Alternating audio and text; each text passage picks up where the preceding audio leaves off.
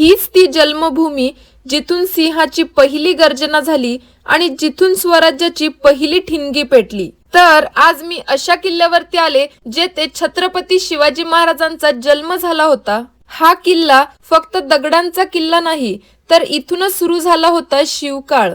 आणि ही आहे शिवनेरीची भक्कम तटबंदी, गुलाबी दगडांनी बांधलेली। किल्ल्यावरती चढताना जे 7 दरवाजे भेटतात त्यांना म्हणतात सप्तरंग। प्रत्येक दरवाजा त्या काळातील सुरक्षा आणि शौर्याची कहाणी सांगतो। येथील शिवाई देवीचे मंदिर आणि पाणी साठवण्यासाठी असलेल्या पाण्याच्या टाक्या देखील पाहण्यासारख्या आहेत। किल्ल्यावरती 1000 कुटुंबांना 7 वर्ष पुरेल एवढे धान्य साठवण्याची सोय होती। आणि वरून दिसणारं संपूर्ण जुन्नरचं दृश्य शांत पण इतिहासाने भारलेलं, हा किल्ला बघताना आपोआपच मन अभिमानाने भरतं।